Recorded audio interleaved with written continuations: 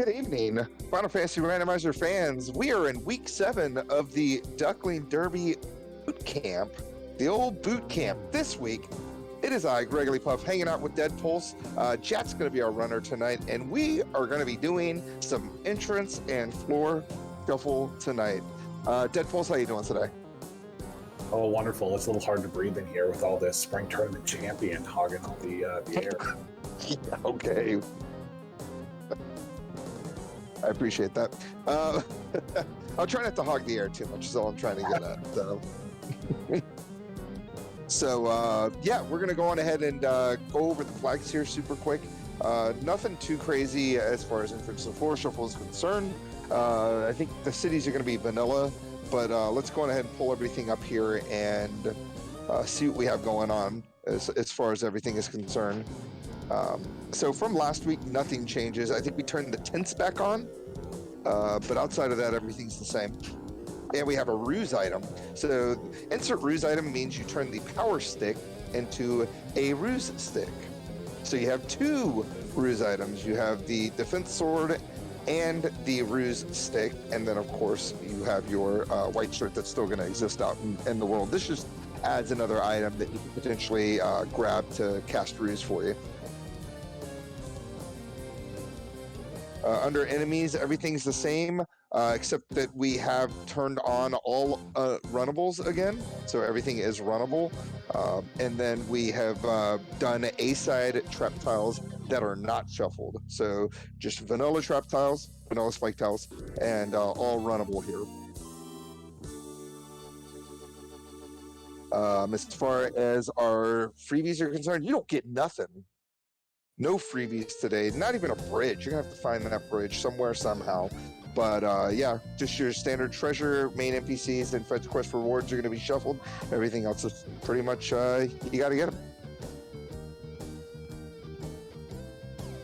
Our incentives, as you can see, we are out of control here. So yeah, while there are no loose items per se, right? Because we don't have we have 14 locations and 14 items. We do, however, have a loose floater, a loose canoe, a loose ship and canal, and a loose tail. So that is a lot of loose items that is easy to miss because you'll look at the very top and notice it's just 14 and 14, but all 5 of those things are going to be out there in the world.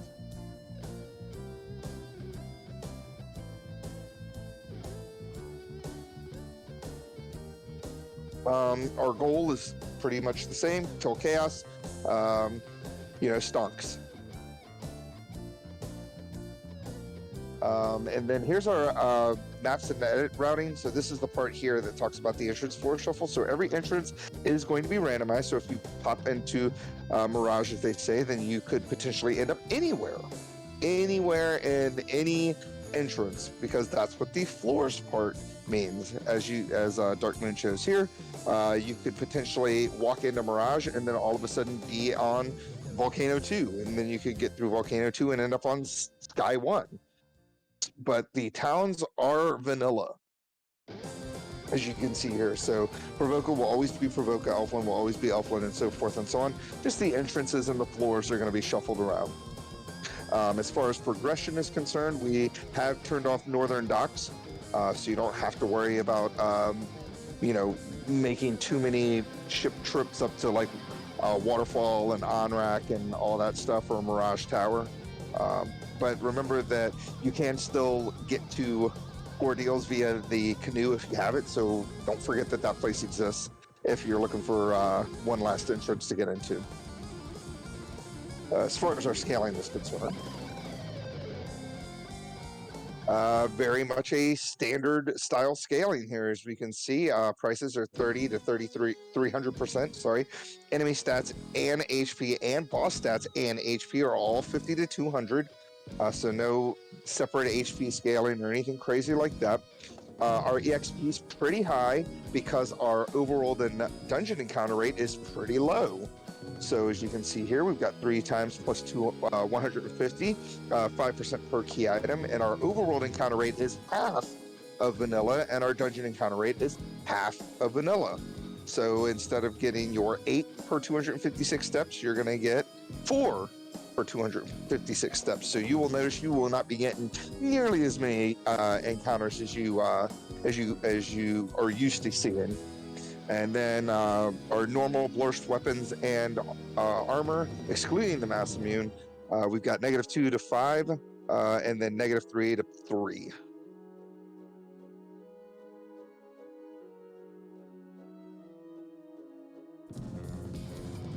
Party composition. So everyone's been talking about black belts. Ooh, this looks like a black belt seed. Well, you may have to make that decision here, as we are continuing the trend of the 2 forced, right? This is the reason why we've been doing a lot of the 2 forced here is because we are trying to simulate a draft, right? Your opponent drafts these 2 classes. You have to decide what 2 classes that you're going to bring along to this party. So we will determine, I think, based on what melee we get, how we're going to run this seed, how Jet's planning on running this seed. But you will have 2 force classes, and then of course you can bring your own 2 classes here. Jet putting the flags out there for us. These will be the flags that I will be releasing tomorrow for the Duckling seed. Lastly, our classes, back to Blur's classes, we have 2 bonuses and 1 malice. We have excluded spellcasting bonuses, so your fighter's not going to have black magic spells, and you're not going to have a red sage or any of that crazy stuff. We're getting rid of all that. Just your standard, plus or minus vitality, HP, strength, weapons and stuff like that. And all the basics and advanced conveniences are turned on like usual. Bugs and fixes, half BB crit is turned on, so Black Belt's not going to be punching everything crazy, but we do have the weapon elemental damage bonus type of 20, so you will be hitting a little bit harder with things like a flame sword on something that is weak to flame or fire, coral sword, those kind of things that do elemental / type damage bonuses. And I think that's it. And I pretty much talked through that whole thing. I apologize, Dead Pulse. You were doing such a great job. I didn't want to ruin the flow. But I figured we'd get through this pretty quickly here. Only 7 past 10. That's pretty good. So it looks like we got a forced black belt right off the bat. So interested to see what we have here. 15 plus vitality means we're just going to get extra HP. The 15 strength is basically nothing because the strength doesn't really matter to the black belt. And the 10 MDef does kind of hurt a little bit. But black belts still get a +4 growth. So it's not horrible. You just got to get 2.5 levels before you hit the breaking point there, or before you can start gaining MDef. Looking at our fighter here, we got 80 HP, so just a lot more HP. We can equip the black shirt, which isn't that great, and unfortunately the big malice here is no ribbon, so this fighter cannot hold a ribbon. That might change some things here on our side, what Jat and I talked about. Bonus plus 30 HP, which is pretty good, but the malice kind of defeats the bonus here, is that minus 10 vitality is pretty bad on the thief, especially since it's already got pretty bad HP growth. Our bonus here, we've got 10 plus vitality, which is good. Thief luck, which is okay. It just means you'll get luck every level from the starting point of a red mage. But that malice, again, strength doesn't really matter too much, so it's not that bad of a malice for that red mage. We got an X-Scow here, and we have +2 to level 1 MP, so we'll start with 4 MP there on the white mage at level 1, and then -10 Agi, which is, it's a nothing for the white mage. They already have pretty terrible agility. And then lastly, we've got Thor's Hammer that they can equip, 20 plus HP, and then a -10 strength, which again is not really much of a malice on a black mage. So, Jack, I spoke through all of that. Tell me what you're thinking. Well, my second force class is the fighter at the bottom, but the fighter's like not great with no ribbon, which I hate. But I don't really want to take a third melee, so I'm going to be prioritizing a little bit of running. So with the red mage with thief luck, which isn't great either, but good enough, and then the black mage I'll be taking. Now, I really do like white mages in entrance floor shuffle just to guarantee access to exit, which I value highly, but with 2 forced melees, I can't really afford a single black magic caster, so I think I'm going to be going black belt, fighter, red black. Now, at this point, I'm assuming your idea is to let that fighter go to bed for a little bit. There is a world where I still go with the fighter. Like, if I find a good early sword, I may just risk it for the biscuit and go ribbonless, especially if I'm getting all the items, which means I get the fighter ribbon, or the knight ribbon, which is dragon armor, aegis shield, pearl ring. Yep. So yeah, like if I find a moss in the first box, let's go. But otherwise, yeah, probably going to be going black belt, but we'll see. I could really go either way in terms of like what my primary damage dealer is. We'll see what I find. Also, if Agamas are on, in Toph, then that's going to make a difference too. Yeah. So here's our party here. Is we've got your standard quad A, quad B, quad C, quad D, and we are going to get started here whenever Jet's ready to go. Yeah. What do you think, Dead Pulse? What party would you be going with here? I would go with this party at the beginning, but I would be looking for a grind early for the black belt. Yeah. I agree with your fighter analysis, but at the same time, I'm probably just going to ignore the running aspect, and by that I mean get my black belt up to 32, 35, somewhere in there, and then becomes academic. Sounds good. Yeah, I kind of have to agree with you here with these two particular melees. The only thing I would be doing is putting the fighter in the first slot and letting him die like as quick as possible, so I can just funnel all that HP onto the black belt, so that if I do find a grind, I can get it going a little bit quicker. But again, what you're saying, if you can find the fighter ribbon, that's great in those in those 2 items. And if we end up finding tail Bahamut kind of early, then maybe things will work out. That's what kind of advice me is that tail is loose, so it's possible you find it in the first box, or you just never find it. I also do value running higher, not because of like the black belt grind, but because when I was practicing this flag set with the loose transportation, sometimes you have to dive some reasonably dangerous places relatively early, and with everything runnable, and if you have no spells, having a party that can run at level 1-ish is good. And I mean, my party's not great at that. I would prefer it to be a little bit better, but it is something to consider. So yeah. I think we'll get started. I'll go on mute. All right, sounds good to me. Whenever he gets started, we'll talk about some things. So one of the first things that everyone talks about immediately going to Castle Canaria. The reason why is because it could potentially be, well, you got Topher there, but it could potentially be a place that you could easily get money, like a Cardia or a, oh, there's Fade. That's pretty good. And Exit, I think we're both Red Mage learnable there. And there's Fire 3, so we're that Red Mage kind of good. Unfortunately, it doesn't get the heal 3, which is, again, not great, because the heal 3 at level 1 will save a lot of time.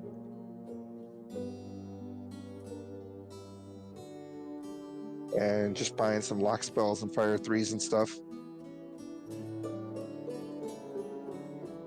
Wood armor +3, that's kind of good. You could throw that on your fighter Red Mage and black belt and get an extra 11 absorb.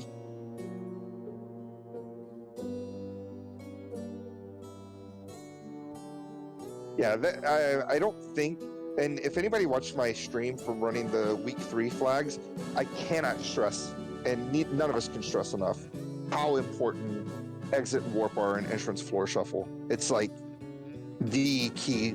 Either one of those is the key spell, because it makes diving deep dungeons way safer and way more doable. You don't want to have to dive like a 7th-floor dungeon just to get the waterfall, just have to walk through all of waterfall to get your canoe or whatever, and then have to walk it all the way back out. It's pretty scary. So getting Exit at level 1 is like huge. I do want to note, I very strongly considered re-rolling for a white mage, but decided against it. Mm-hmm.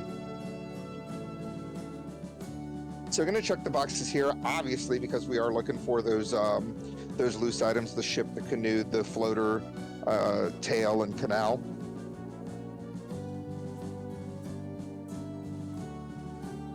I like this play early, especially with the early Fade and Fire 3. You may as well take these battles. The EXP is so high, we're going to probably be like level 5 by the time we kill Garland. as I say, we hit level 4 here. Ooh, big pickup on that Bane sword. Not only going to be good for the for the promoted fighter if we keep him around, but infinite cast of Bane, don't want to look down on that. So like to play here, exiting out, and of course saving before we take on Garland, because you never know if Garland's going to have crazy stuff. I love the Bane sword. It's always my plan D whenever I dive Topher. Oh yeah.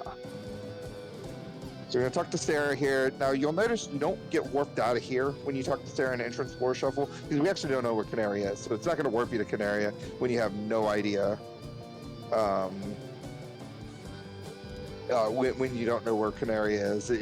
Sarah just disappears, and then eventually you have to find Canaria. So this is the interesting thing here in Entrance Floor as well, is that if you find Canaria before you find Topher, you don't forget to go back to Canaria and talk to Sarah, because you could lose out on a key item that's important, like the loot or the key or something. Another thing I want to point out with Entrance Floor Shuffle is the only items that you need to beat the game are the key and the loot.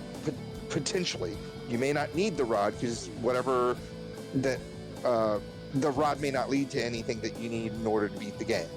Same thing with the cube. Oxyel may not be important. Ooh, so we got ordeals here.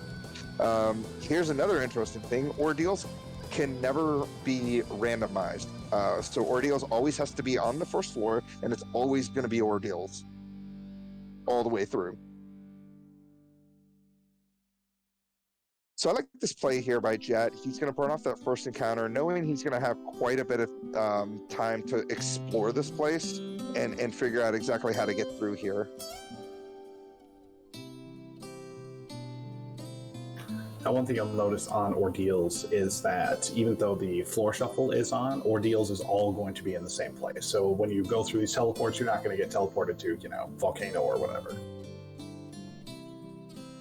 So we're already in encounter 3 here. So this encounter table, while it's half the encounter, seems to be pretty front-loaded. Obviously, burn an encounter before coming in here. But we've already seen our 4th encounter, which means that the big, huge run, he could probably walk the rest of Ordeals without seeing another encounter, because that's a lot of encounters right there, kind of in the front half, from what I can tell on this side.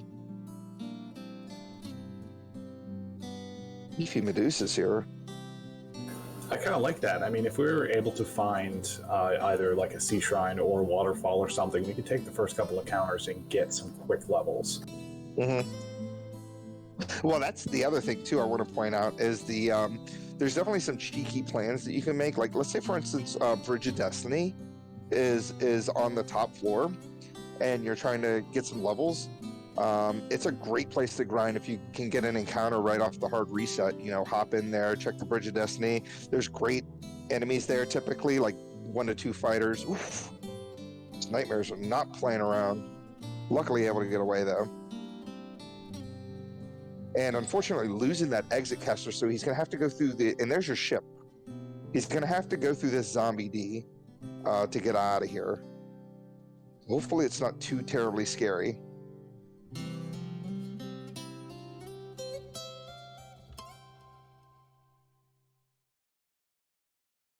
Moving some stuff around just to help out with survivability on that black belt. So again, we have vanilla spike tail, so we know it's going to be zombie D's. They ambush. Luckily, BBB gets all the hits, and DDD runs away, and we are able to get out of here. That was kind of scary. How you feeling over there, Jet? On mute, but very happy I moved the wood armor.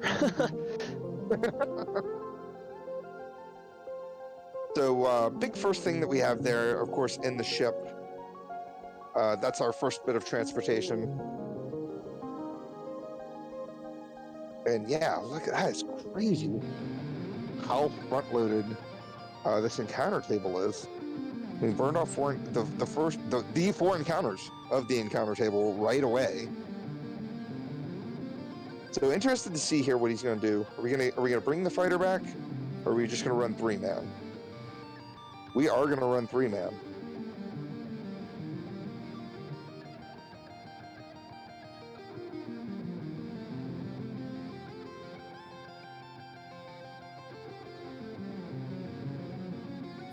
Yeah, I don't blame Jan at all for this. I think it's a really good idea. As soon as, if I'm ever planning on downing a character, I let happenstance do it for me, and then I just, go with the flow on that. That's kind of what we're seeing here. Yeah, so obviously, conventional wisdom always says to go to Provoca, especially if you know Provoca's vanilla. Even if it's not vanilla and you have Town Shuffle on, just check it out, see what's over here. Going straight for the Pirates, like the play. Again, there's no reason not to. We have Fire 3 and Fade at level 1, so, and we have the Bane Sword. I'm not sure where it is right now, but if we had thrown it on Quad On the B, black belt. But yeah. yeah, exactly. If we had it on if we have it on Quad B, then he can go on ahead and throw an AOE out there as well. So we're gonna get our first actual incentive item here from the Pirates, and we're already level 8. There's our Adamant. I think that's this thing here. Cool. Looking at the tracker. I'm like, which rock is it? Is it the cube? The Adamant? It's floating. So I want Jat, if he doesn't mind popping in super quick. When do you stop checking armor shops? Pro rings and gold bracelets. Exactly. And when do you stop checking item shops? Shop item, heal pots. Sometimes tents, depending on how much money I have. Excellent.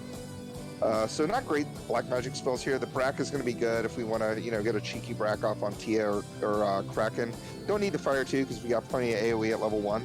And of course, this Life 2 is huge for the Red Mage. So far, while you were talking about re-rolling for a White Mage, I don't really think it's that necessary. I mean, obviously the heal 3 would have been fine, but Life 2 is the best white magic spell in the game, besides the Fade, which you have both of. Yeah, the encounter table sucks too, actually. Everything's just front-loaded. Yeah, so as you can see, Jet's just burning off encounters before moving on here, but yeah, it just keeps getting them. It's actually 3 on the sea. Like, it's 3 of the first 4 in the sea. That's crazy. That's insane. So yeah, and now that we've got our first 2 level magic spells, it's really exploration time, right? It's time to go on ahead and start checking some entrances here. We've got quite a few in the inner sea that we can get to without the canoe. Obviously, Matoya's Cave. And hey, speaking of the Agama floor, here we are. What are we gonna do here? We're gonna see if this Agama has. Ooh, there's our ruse stick that I just talked about. Yeah, as long as this Agama is reasonably friendly, we have our win condition now.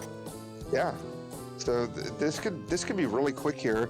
Depending on like what Deadpool says, if the Agama is friendly, we have a way to kill it, at least in the Fade, and we can throw Brax out there. There's our dragon armor. That's half of our night ribbon there.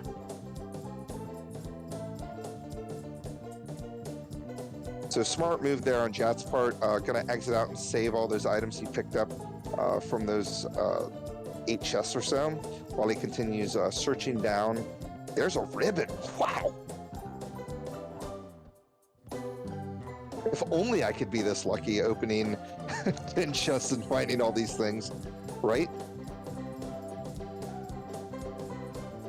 So the box that Jack checked... My controller is giving me problems. Please ignore the movement in this volcano. It's all good. I couldn't tell if it was just Dark Moon's, throttled internet in our side here. But yeah, I mean, the chest that Jack checked there is actually linked with the chest in the Fiver room, the one that's top left room there. Not the one guarded by the spike tile. So now we're gonna see these Agamas and see what they're all about here. So I can't really tell what you did there. Looks like we attacked because we have the ice sword that can do ice sword damage to this Agama. Throw out a Bane sword. I'm trying to get a really good idea of what its HP is. Okay, that's fairly telling. Yeah. It looks like, what was that, well over 300? Yeah. I couldn't really tell. Somewhere between 250 and 400. Okay. Obviously nothing we can do about that at level 4. Oof, this floor though. Oof, in this ambush. This might be a reset as Quad D goes down. BV going down as well. Quad C survives though. Does have the life too, so we're going to be able to bring everybody back to life.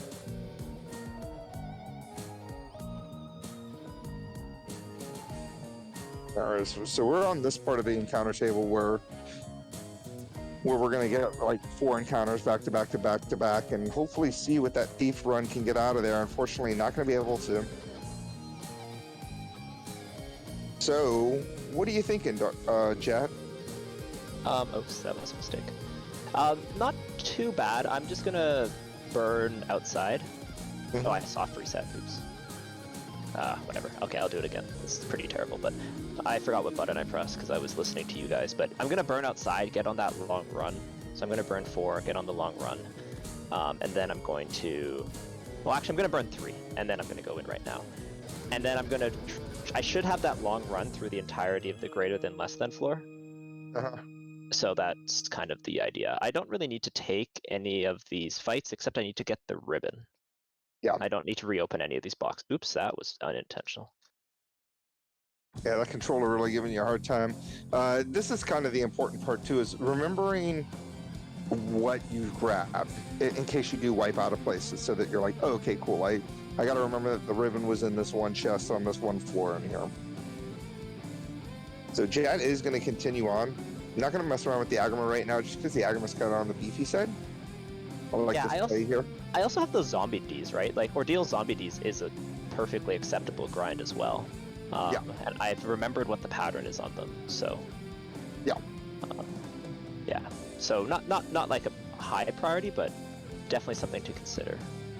Yeah, so Jet, checking these boxes here, hoping to find, again, just the other part of this whole transportation that we're looking for here, like either the canal, the canoe, or the floater. Obviously not finding any of those here, but we still got a lot more of this dungeon to go, or at least we don't, we'll see. And it leads to Earth 3, so this is a node I would take, right? In your mind, in case we run out of things and we find the rod at some point in time, I would take the note, hey, Vampire Floor, Matoya's Cave. And I'm assuming Jet's thinking the exact same thing. As he writes down Rod locked in Matoya's Cave. Yeah, so I use the entrance where it's located to denote things like that, which I think is good. Oops. The good thing about this is you flipped the encounter table twice, so you're probably not going to get another encounter at all, because it'll flip back around on itself. So you're going to have the long run on both sides of it. So I don't think you're going to see an encounter for close to 200 so steps. I'm not gonna lie, if I find a sword, I'm getting very tempted. And if I find a sword and the tail, I'm getting very tempted to go with the fighter, because I've already found the Aegis Shield and the Dragon Armor. Yeah. So of course we knew Earths were gonna be here. And there's our loose floater. Okay, so now we need the canoe in order to put it all together and get in the air. So we are gonna try to kill this vampire. Get him back for the vampires that almost wiped us here earlier.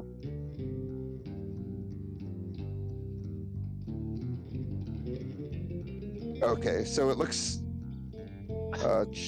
where's Dark Moon? Dark Moon, we got people in chat wondering why the screen is freezing up.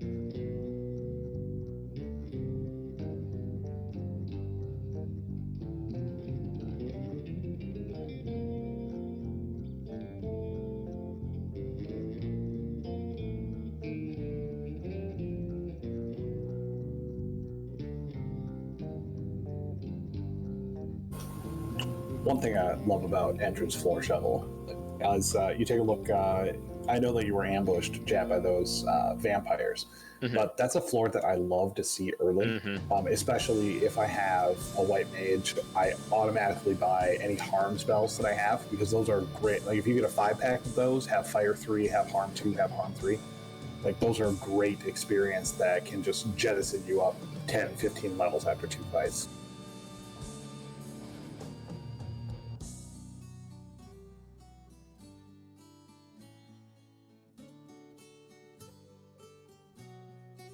It's also nice to see Warp at level 3.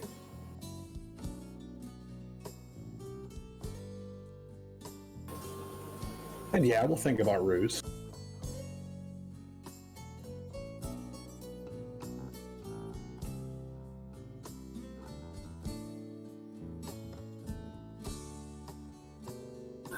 having the pro ranks -3. That's all of our puzzle for for the fighter quote unquote ribbon.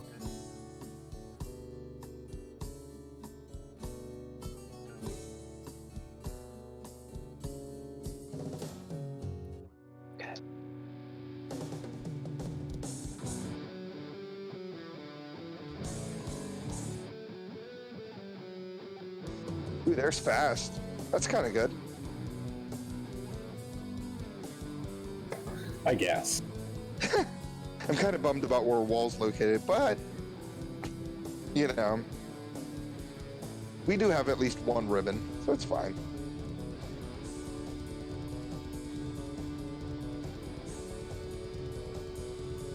All right, so diving in another location here. So the only thing we really need to know right now, we got to remember that Topher is where it is. What is going on? Topher is where it is, and that of course, if we find the rod and we haven't found all 4 fiends or the loot or the key yet, that the rod locked room is where it is. Other than that, we don't really have to worry about anything else right now. As you can see, Jat taking a couple of fights that are Gersharks, so you can Bane sword them down. I think that one Fade and one Ice 3 should be able to do the trick as well. Mm-hmm. Bane sword coming in with a clutch. Can't believe that actually landed on that shark. When was the last time you baned a Gershark? I've done it 2 in a row. It's crazy. We're in hat trick territory right now. There we are. That was But no, Jinxed it. but no, this is actually a pretty good play here. You know, if you can find something grindable. Ooh, these have no HP. They have like 250 HP, and it's 3 in a row too. Yeah, which is actually I don't know. Do they get better EXP than Agamas? I'd have to assume so. Man, I can't believe that Fire 3. They give like they're only giving like 2,700 or something like that. Oh, okay. So no, but well, it's not terrible. Well, it is on the thing, so it's three times. So it's actually divide the normal amount by 3, I think, if that's correct. I don't remember exactly how the XP is scaled. EXP is scaled by making it so that you need 3 times less. It's also got plus 150 applied right now. So those Gersharks are giving like 2,700, which is only plus 150. So they're pretty comparable to it. They're just like slightly lower than Agamas, but they're pretty good, and they have no HP, and they're on the power cycle here, and it's outside of town, and it's safe. So I'm like extremely tempted to do my grind on that, and I'm probably going to after I finish clearing some stuff out. Yeah, I think it'd be good. Ooh, this is a good floor to see as well, especially with the Fade. And then, of course, all the boxes you can find here. So, and we do have the floater. We're still looking for a way to turn in the airship. So the thing is, at this point, ooh, good use of warp, by the way.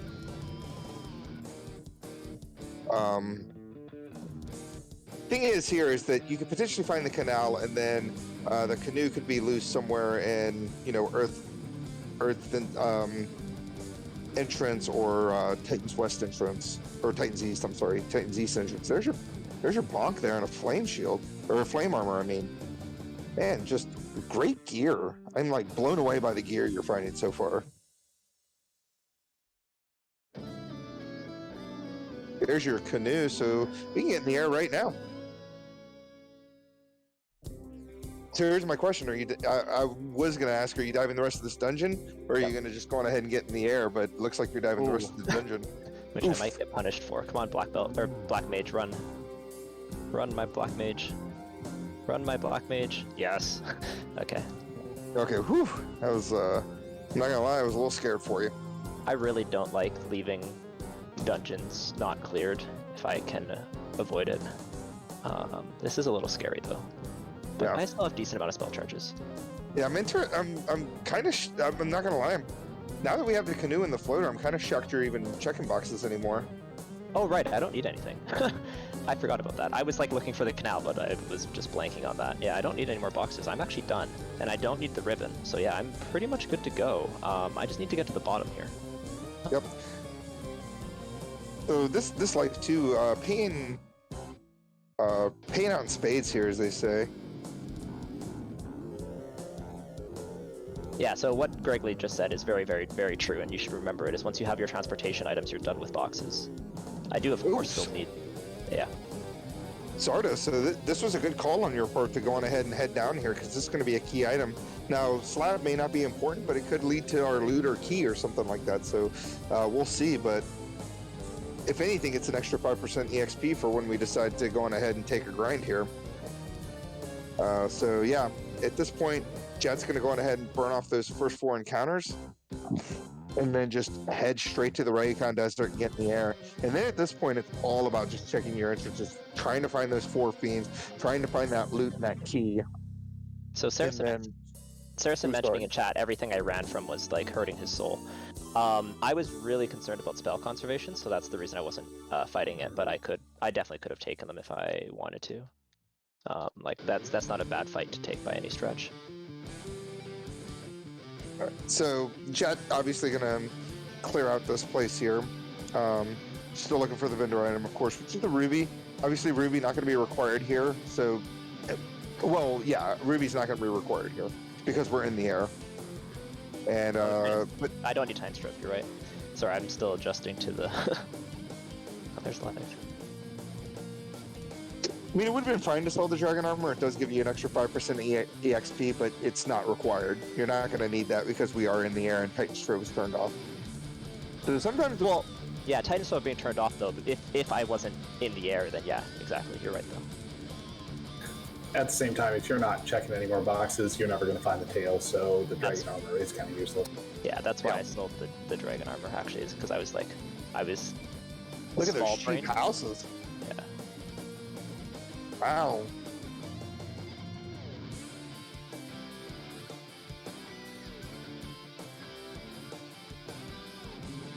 So I know we started the timer late. I think we're about, what, 22 minutes in, 23 minutes in, somewhere in that We're general exactly area? 4 minutes behind. 24 minutes. Oh. Yeah, I got it. So we are going to go on ahead and translate the slab at least so we don't forget about it for later. Oh, actually, that's a habit I have from doing like entrance floor town shuffle, where you never want to get to the bottom of something and not have your slab translated if you know where Melmond is. But yeah, it's not quite as important to like rush to because I can do it whenever. Oh, there's Nuke. Okay, that's what I was looking for. All right, Nuke at level 1, or sorry, slot 1 at level 5, which is pretty good. I think that's what, level 11 for your black mage and level 13 for the red mage. Somewhere in that general area. Ooh, there's waterfall.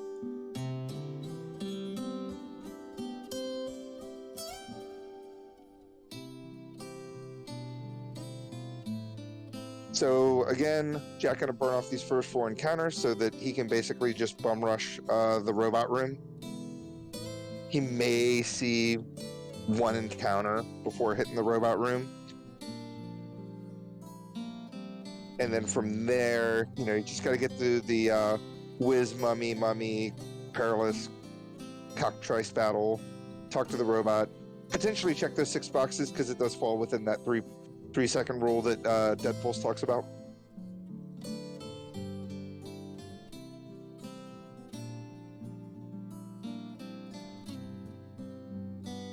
This would be delicious if I wasn't scared of mummies.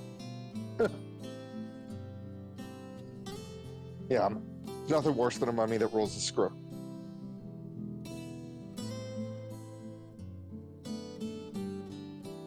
There's our key, so that's 1/2 of what we need, outside of course, the all-important killing the fiends, right?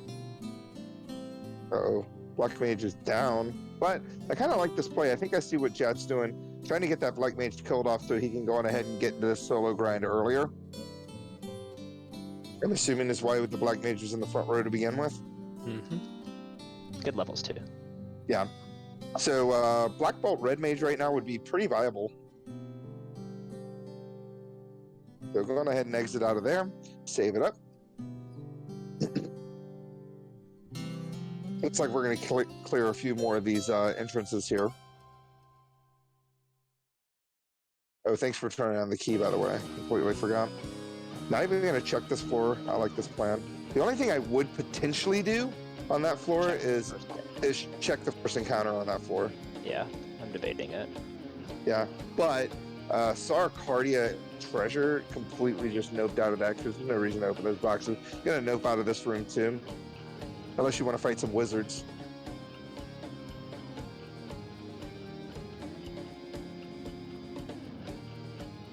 So yeah, at this point, I think Jet has his idea what he's gonna do. It looks like we are gonna go on ahead and just start taking down some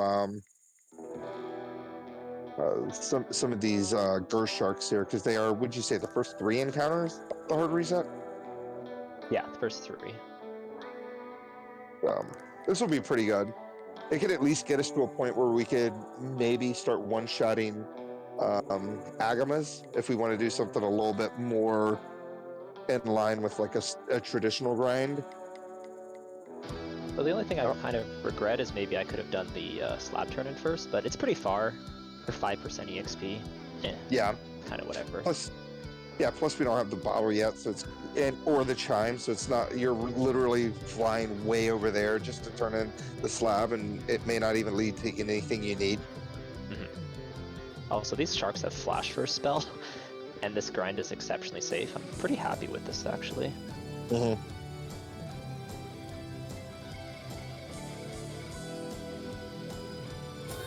going to point out with Jat's notes, this is like the notes that he's taking are exactly what you need to be taking on an entrance floor shovel, the locations that you need to go.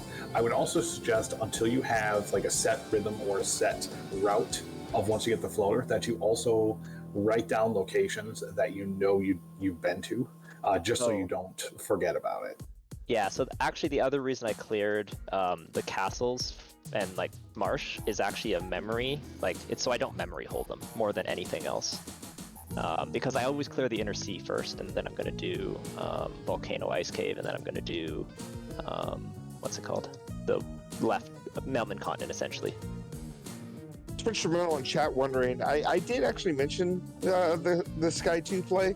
I think the only reason why we're doing this is because this is a more viable solo grind versus what you could find. Like, granted, you could find eyes.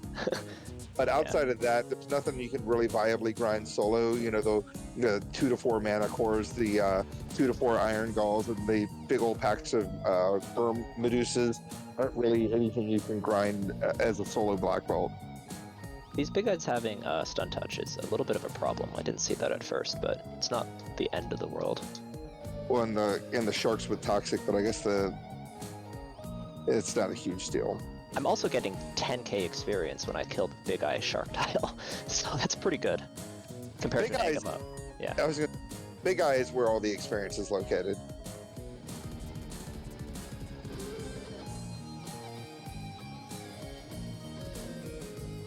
And once you get to like level 25, once you get 100 MDef, you don't even have to worry about that stun touch anymore. Minus 10 MDef does hurt a little. Yeah. Well, sorry, 27.5. Yeah, exactly, 27.5, and you'll be fine.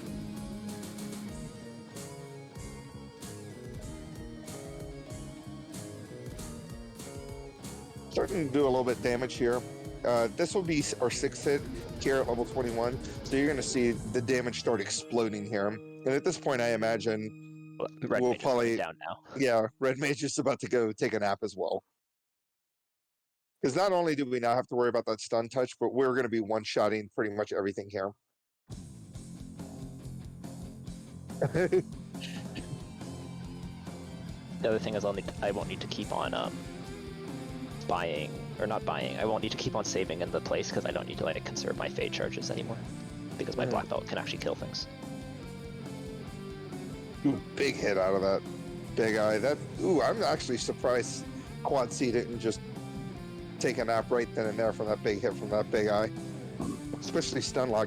So when a character is stun locked, what exactly does it do to them besides obviously not letting them attack? You might want to take this one. I don't know if I remember the numbers, but I know that it causes their evade to drop to, it might be 0. That's the thing I was looking for. So yeah, I mean, when you're in stun lock, not only can you not attack, but you will be hit significantly harder And yeah, it drops your evade down to 0, so you're not going to be taking misses, and multiple hits are going to do way more damage and all that fun stuff.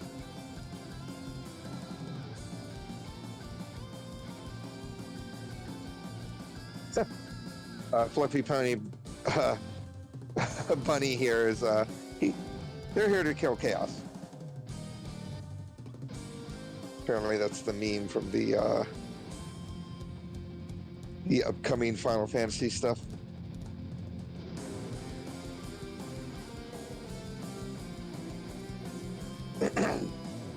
So yeah, this is interesting here. Of course, Quad C avoiding all the attacks here. Doesn't want to die. That's pretty standard when you're trying to grind a black belt as your red mage or whoever you're trying to Dan off. It's just either doesn't want to take hits or the enemies don't want to target him.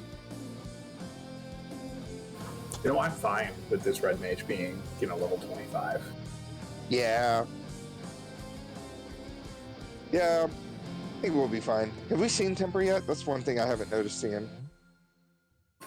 I don't believe so, but we do have the power down. Yeah, no temper, but we have got bonk and we have fast, so this black belt's going to be doing plenty of damage. Yeah, fast was at level 4, and that red mage already has at least 5, if not 6 charges of that. Yeah, good play there by Dark Moon to go on ahead and use a caster item to just kind of like don't want to kill the big eye right off, especially when you could potentially have that big eye kill off your red mage. So just kind of prolonging things, waiting for that red mage to die so we can get all that juicy XP. And we're getting 3,500 for Gershark, and it looked like it was 8,800 for the Gershark big eye combo wombo, which is kind of good, especially since we're one shot in both of them. This is close to Agama EXP per minute, even with the walking. It's pretty good. Oh. I mean, it's one of those rare situations, especially with Entrance Force Shuffle, especially with the encounter rate as low as it is, that you're going to be able to do this kind of crazy hard reset, first floor grind.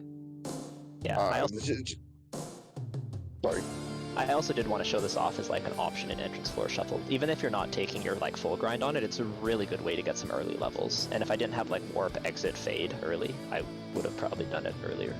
Yeah, as Twin Instrumental said too, I mean, Sky 2 is another great floor to check if you hadn't already found something that's good. Sky 2 has great EXP, and usually the battles aren't too crazy, too terribly scary. But we already know this is here. And this is doing just fine. The only thing I would potentially consider is maybe moving this over to the desert to see what the T-Rexes have going on. But again, that's leaving a grind that you already know about to potentially look for another grind that may not exist. Yeah. So, I'm a fan of taking the grind I find that's good enough, although I don't disagree. It's like a bad decision. Yeah. Or like that's not a bad call. Mm-hmm. Well, I mean, your next step is probably going to go and turn in. Well, you could head over to Volcano and Ice Cave and check those out, but you're going to have to turn in that slab. Anywho. Mm-hmm. Yeah, I'm going to try and get the bottle first, because like this really is a full clear simulator, but yeah, I'm going to clear the southern continent first, and then I'm going to head down there afterwards. Yeah, not a bad plug.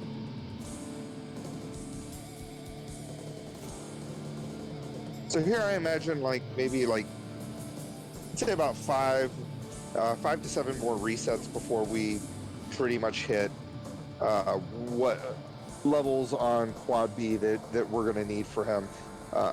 Don't forget, we've got that extra vitality, which is why he's well over, which is why he's near 700 HP already and not even at level 32. The only thing I get concerned about is that -10 end depth, but again, that's only 2.5 levels.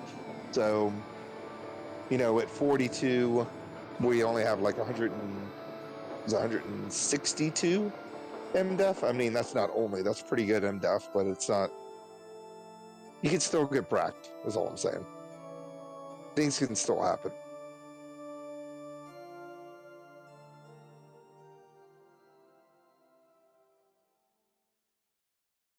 I'm gonna do this one more time. I would.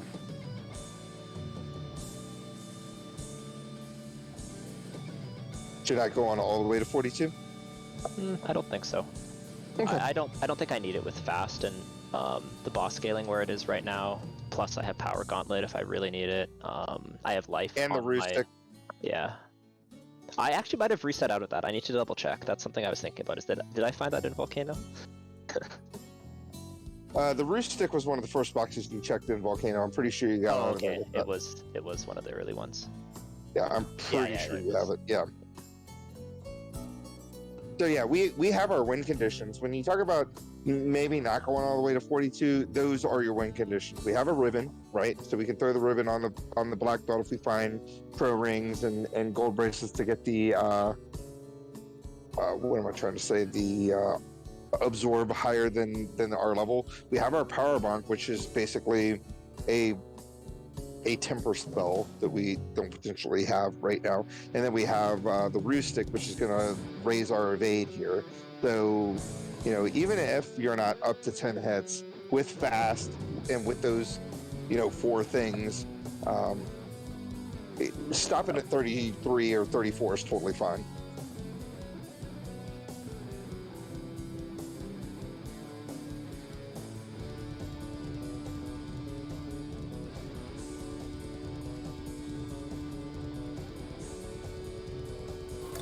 So I gotta ask, Jet, what is your decision for not bringing the fighter back up yet? I just don't think it needs any levels really. I could bring it back up, but I'd rather bonus levels go to my my black belt, red mage, black mage combination rather than anything else.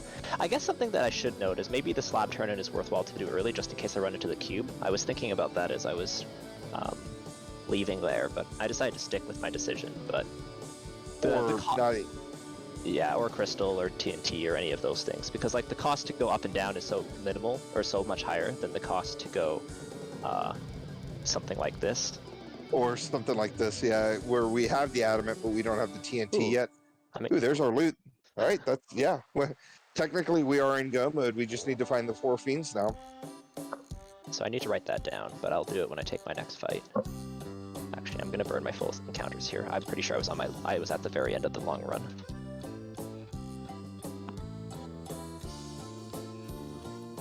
Yeah, you were.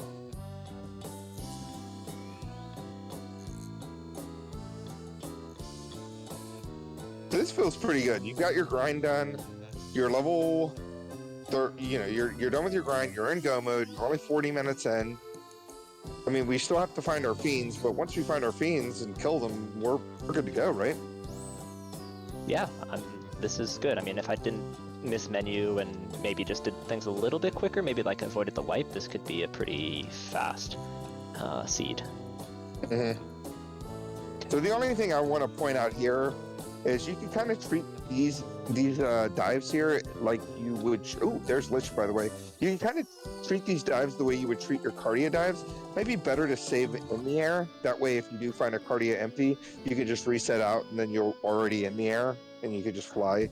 It's just like minimal time save things that are just popping into my head while I'm watching this. Yeah, I expect. See, the thing is, for me, I expect the odds of me hitting a nothing to be like 1 in 10 or something like that for a first floor nothing, right? It just happened a bunch of times in a row. But yeah, I agree. You could definitely be saving. I guess I could be doing the same thing here.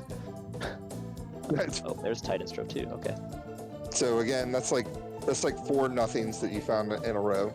On floor 1 too, which is crazy. I'm just waiting for the double split to happen. Oh yeah, we haven't talked about that yet. We probably should. Oh, I'm lost. That was just foreshadowing. We'll wait until you hit it. Oh wait, I don't have the bottom.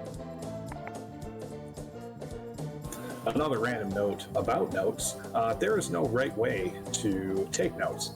You can have your own little shorthand code. You can use a Word notepad document like Jat does. I do the old pen and paper.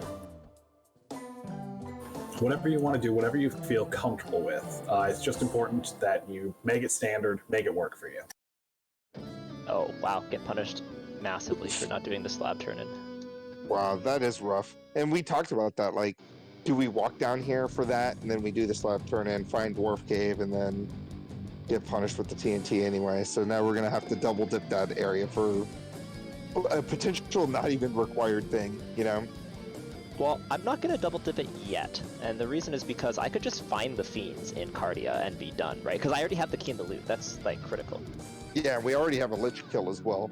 So usually at this point, and we don't have dead ends turned on, so you're not going to need to check Tiny. You're not going to need to check Cardia double top, but you're going to check the other 4 entrances: Bahamut, Woods, Grassy, and Marsh. We got Matoya's Cave, no crystals, so we got. That's another thing I would take a note for, is just a reminder. Hey, you know, Matoya and Cardia, Grassy, don't need that.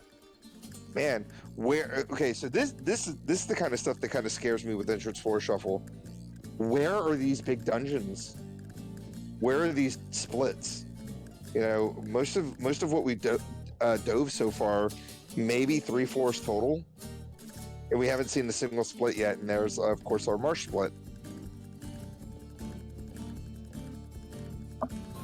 Marsh split bottom right into Kraken. That feels pretty good. That's going to be 2 fiends already done at the near 44-minute mark, hopefully. Okay, so as soon as I found this fiend, the thought that went through in my mind is don't forget to go back to top. Don't forget to go back to top. Don't forget to go back to top, because that is a really good way to lose a race. Yeah. The top 2 things that I noticed affected me were forgetting that you had either Marsh top or bottom, or the other split, the C split for left and right, or once you get the airship, forgetting to do Sarda and Titans West. Oof. Slow landing here. It should not be a huge issue since we do have fast charges. That's going to come out here. Got to punch Kraken down. That is a dead Kraken. 14 hits, 660 something or another. And yeah, 2 orbs lit already at, like I said, the 44-minute mark. And Jat, of course, remembering, make sure you go on ahead and check Marsh bottom. Or Marsh top, I mean. In this case, oops. Okay, well, I'll just burn this encounter here. Ugh. This controller is not making it easy to do these small inputs. Okay, there we go. Yeah, I might have to go to my Steel collectibles up the street and pick up an SNES remote and a USB adapter and send it to you. You don't need to do this. Yeah. So finding Ice Cave, normally you would want to do Ice Cave because it's pretty much always incentivized, but this time it's not incentivized. So, ooh, and here we go. So we can talk to both royalty and see what we get here. There's our bottle. And there's our Oxio. So that opens up another entrance. Now, normally Oxio is required to finish the game, but it can open up a place that Carrie or Tiamat could potentially be hiding. As you can see, Jet's immediately turning in the bottle because we don't know what that turns into, and if we get, Q blocked or something, it would feel really bad to have to double dive, especially on that. Yeah. So there's our gold bracelets here. Gold bracelets are a little bit better than silvers that are vanilla. Yeah, but yeah. ±3 rule. Yeah. It's so gold bracelets normally roll 24. The -2 will put them at 20, which is not great. I mean, 24 is not great either, but yeah, 20 is definitely not great. So we're just hopping in here to replenish heals. Typically, you wouldn't hop into an item shop again. And luckily with NPC Guillotine, you should be able to kill Yoon's brother.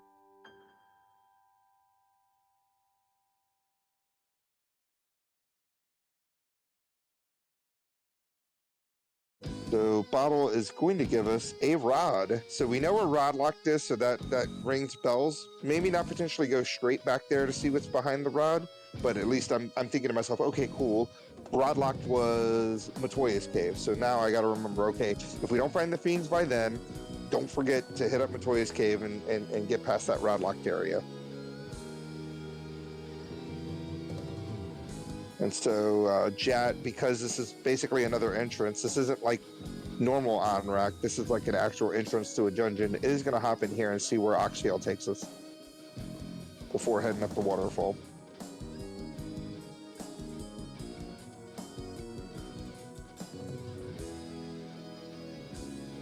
Uh-oh.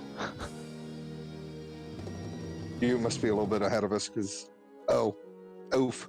Oh, Yeah. no. Saracen mentioned the mouse pointer. Oh, So. no, I was more talking about the, is this game even randomized? So there's our other split there, C1. And of course we find the cube locked. That feels bad. Luckily we have warp, so we're fine. We can just warp out of here. Remember, okay, Oxiel, or the Onrak dungeon, is going to lead to C-split. The right side's going to take us to cube locked. Hopefully a fiend isn't behind all of that. But if we're out of options and we end up finding the cube, yeah, we do at least have the herbs, so this isn't a total waste. But I thought this was Northwest Castle for a split second, and then I went double oof. I did too. I think it was the color. Yeah. There's our crystal. So again, that in my mind, I got bells ringing. Okay, I remember I saw Matoya's cave at I think it was Cardiograssi. Yeah. So just some things popping off in my mind, like. So Jack gonna go on ahead and decide to turn in the crystal first before going to waterfall. We're gonna see what this leads to, and there's the cube. He forced double dip. Not even potential forced double dip because we don't know if that's gonna lead to Tiamat or carry.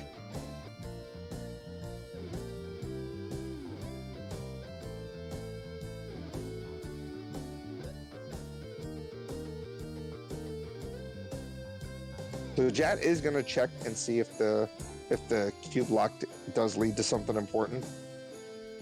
We have to start thinking about at this. I have 2 fiends left, yeah. So we have 2 fiends left, but then we have to start thinking about other places we haven't been to yet. So we still have to turn in the TNT, which we know in our head that we have to do, right?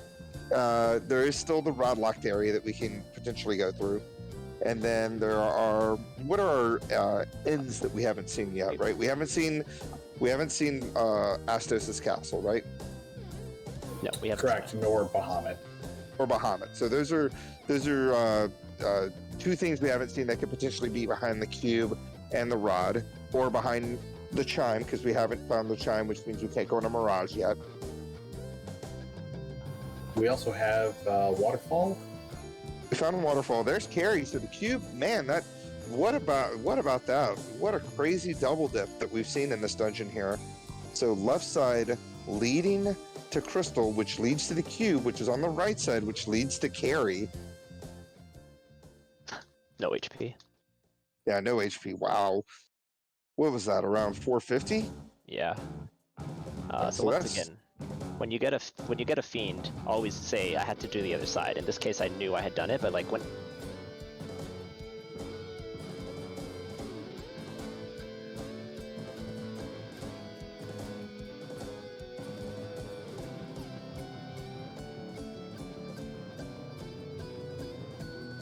I totally missed what was in waterfall. Oh, it was Bahamut. Oh, yeah. Sorry, on my end, it totally just skipped all over the place, so I had no idea what happened there. So what are we down to? We're down to rod locked. We're down to TNT turn-in, which could potentially lead to the chime. So that's an entrance we haven't seen yet. And we're just looking for Tiamat, right? And Ordeals. And Ordeals is one of those places, is the cursed area, because when you find the canoe and the floater early, it's one of those entrances you kind of push off to the very, very end, right? Ordeals is actually the right play here, but Rodlock and I have a long outstanding relationship, so.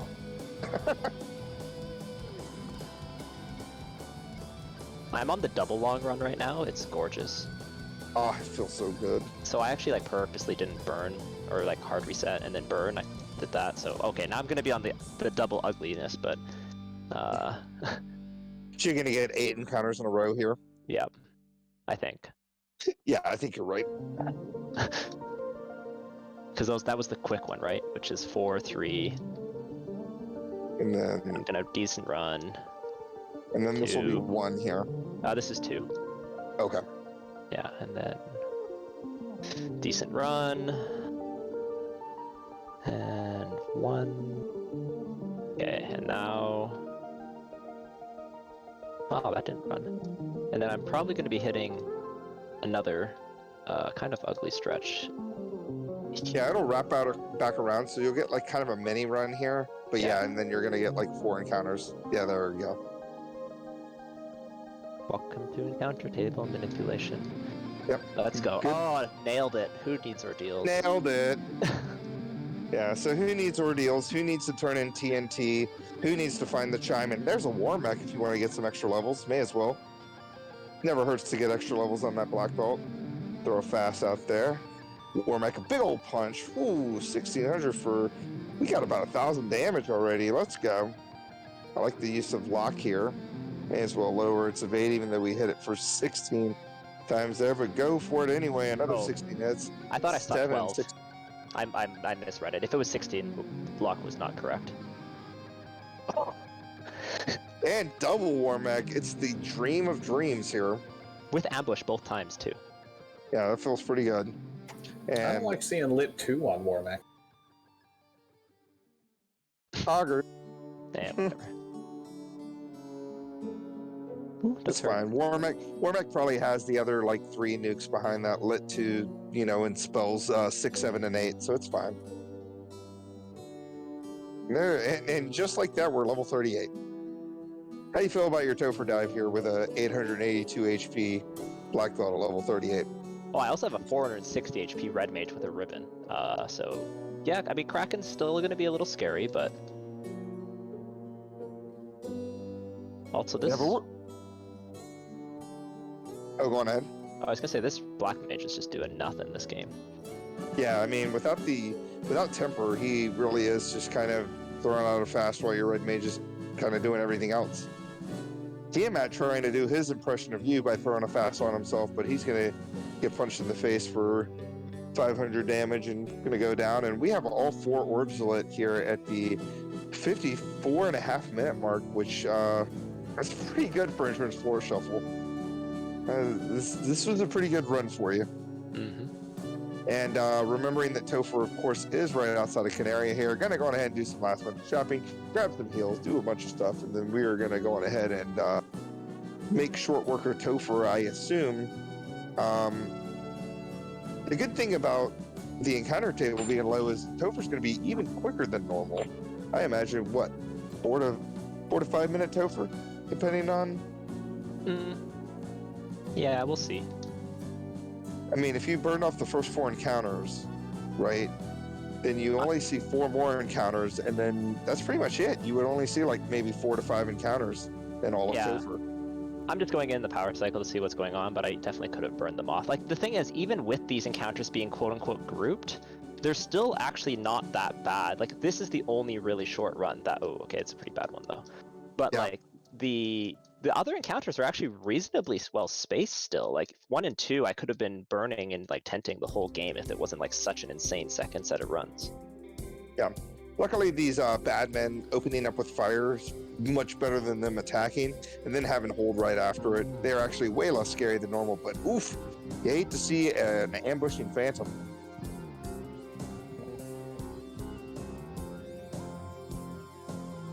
Yeah, this is very much a sub-hour entrance floor shuffle. And I mean, that's just to say, like, this was all loose, full clear simulator, right? But because I found the floater early, it just made it extremely quick. Yeah, and the thing is that the floater is positioned in a way that it could have been anywhere. I mean, we could have potentially found the canal and the canoe and then had to have dove, you know, the ice cave dungeon by ship, the volcano dungeon by ship, Earth Cave and Titan's West by ship, and they could have potentially been pretty long dungeons with those splits that we saw later on, you know, Marsh and Sea Shrine splits. So I think you were pretty fortunate in that regard that you were able to find the floater and the canoe where you found them. I kind of wish this was the Duckling seed.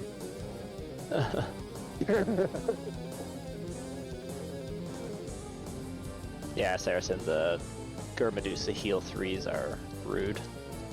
Yeah, it's just a waste of time more than anything. So Lich 2, doing Lich 2 things and just dying. So the crazy part about this is that we're in the point now where we're going to see maybe 4 or 5 encounters on this, and then we're not going to see another encounter. We may see one more encounter depending on how the encounter table decides to roll in sea and air, because you do get an extra encounter per floor in vanilla, but it's kind of, it's weird how it affects the encounter table when the encounter table is lower.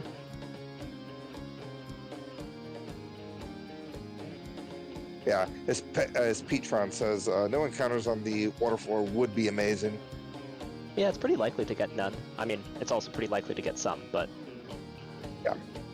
I don't think we'd beat up enough Gur Sharks, so I'm ready for some more. So yeah, Quad B just pummeling poor Carrie too.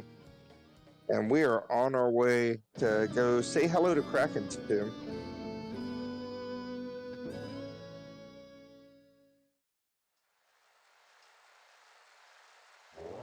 Moving some stuff around. I like putting the fighter in the front slot because he's a real good meat shield because he actually has armor on him, so you could potentially take more than one shot. And then putting the black belt kind of in that same slot as well to protect the life 2 and the black belt. I think that's a good call here, especially since the black mage really isn't doing a lot aside from throwing out locks. 8 hits for 345. That is a little scary. It's about half the hits you would have done. I think. No, it didn't get fasted yet, so it was fine. Oh, yeah. So we get some fast out there. We don't need to use lock hairs. We're going to keep fades rolling. Ice 3 is just for chip damage. 72, that's pretty good chip damage. Should do it, yeah. And yeah, this should do it. 16 hits for 1158. We're going to keep it moving. And there's our one random encounter that's probably just because we're on this air floor. It has like 3 more encounters per 256 steps than the standard floor, because it goes up 1 encounter per floor once you get past earth floor. So it's like 8 on earth, then 9 on fire, then 10 on sea, then 12 on this floor.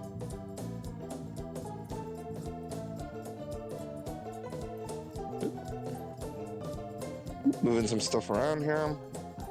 Fast. Here comes the lock. Fire 2 is going to come out and do a whole lot of nothing. Wow. What was that hit? Was that 580? Yeah, it was like 600 damage. There's no crits. Okay. Fade coming out again, doing fade things for 84. 16 hits, 836, and that is a dead Tiamat. And just over the hour mark, so an hour 30 seconds, we are going to take on Chaos, because we're here to kill Chaos, right? Really good steed, really well run here by Jat, even with his controller that's been acting all crazy. Oh my god. I mentioned it, he's just like...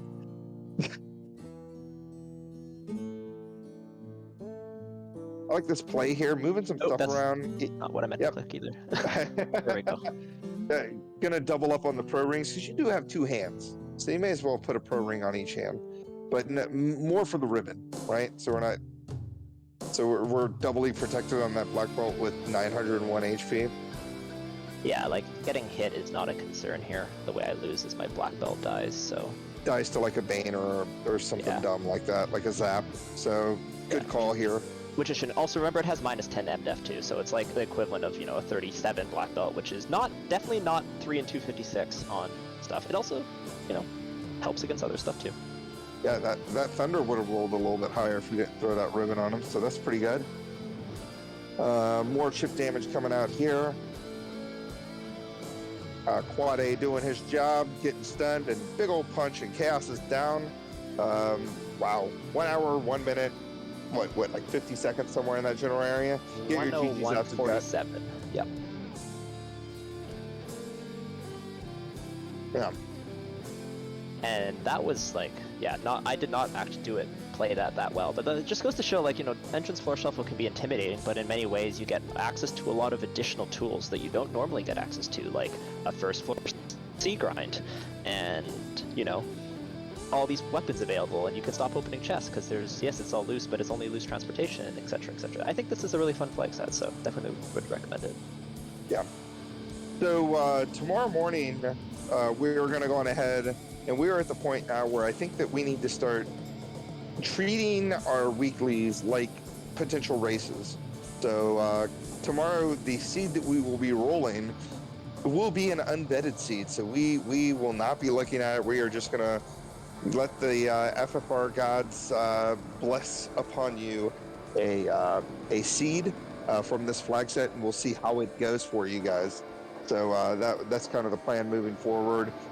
With tomorrow morning, I will have that seed out, around usual time between like 10 and 12, just depending on when I get up and get things moving and stuff like that. So please stay tuned for that. Any final thoughts from our people? I was just going to mention that the weekly party ideas is also going to be deprecated, because with the forced classes coming out, you can't, with class blessings and forced, it makes it very difficult to plan a party comp. However, I will recommend, in general right now, to think more about white mages than you do normally. Prioritize a little bit of early running, so if you run into something especially nasty, you can deal with it, and obviously you want access to a melee win condition. And ideally a little bit of black magic. So those are kind of like what you're wanting to fit into your party. But this is where like a fighter or black belt Oreo is really nice, or fighter thief, a red black. There's a number of different things that can work, but I would just recommend you think about kind of those core concepts when you're making your party. Like, once again, thief, not thief luck, but plus luck is very, very good. Yeah, so those are just some of my things. Dead Pulse? No, you hit it on the head. I almost always will take a white mage. I would have considered re-rolling on this seed. Not the way you think. I would have taken a red mage, white mage. Yeah, no, that's exactly what I was thinking about re-rolling to, actually. Dead Pulse. Yeah, the black mage ended up being not very great this seed. I mean, aside from the fast that they could potentially throw out in the locks, I mean, he wasn't really doing a whole lot compared to what a white mage would have done with that red mage.